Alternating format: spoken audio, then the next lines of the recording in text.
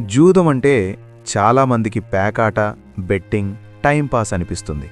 కాని నిజంగా చెప్పాలంటే జూదం అనేది డబ్బు ఆట కాదు, అది మనసుతో ఆడే ఆట. ఇక్కడ ఓడిపోయేది డబ్బు మాత్రమే కాదు, మెల్లగా మన కంట్రోల్ తప్పిపోతాం. మొదటిసారి ఆడినప్పుడు ఒక్కసారి గెలిచాడనుకోండి, అయ్యో గుండె దడదడ, ఇదే లైఫ్ రా అనిపిస్తుంది. 500 పెట్టి 2000 వస్తే నేను తెలివైనోణ్ణి అనే ఫీలింగ్. అది నిజం కాదు. మెదడులో డోపమిన్ అనే హార్మోన్ మిమ్మల్ని మోసం చేస్తుంది. అదే మొదటి బంధనం. ఇప్పుడు అసలు గేమ్ మొదలవుతుంది. గెలిచిన డబ్బు తీసుకుని ఇంటికి వెళ్లాల్సినవాడు ఇంకో రౌండ్ అంటాడు. ఇది డబ్బు కోసం కాదు, ఆ ఫీలింగ్ కోసం. ఇక్కడ మనిషి లాజిక్ మాట్లాడదు, మనసే మాట్లాడుతుంది. ఇదే లోభం. ఒక్కసారి ఓడిపోయాడనుకోండి, చేతులు వణుకుతాయి, చెమటలు పడతాయి, ఇంకాస్త ఆడితే తిరిగొస్తాయి అనే భయం ప్లస్ ఆశ. ఇక్కడే తప్పు నిర్ణయాలు మొదలవుతాయి.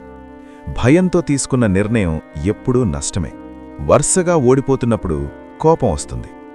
ఈ గేమ్ అంతా మోసం అనిపిస్తుంది. కాని నిజమేంటంటే మోసం గేమ్ కాదు, మన భావోద్వేగాలే. కోపంతో ఆడిన మనిషి తన డబ్బునే కాదు, తన భవిష్యత్తుని కూడా పణంగా పెడతాడు. అన్నీ పోయాక ఒక నిశ్శబ్దం. ఫోన్ చూస్తాడు, అకౌంట్ ఖాళీ.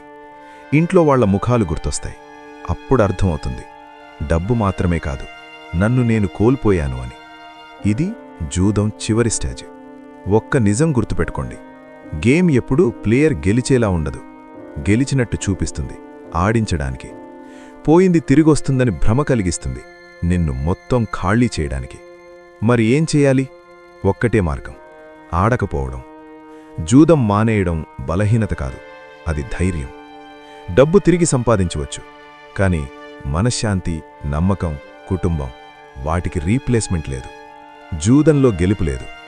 జీవితంలో గెలవాలంటే జూదాన్ని వదలాలి.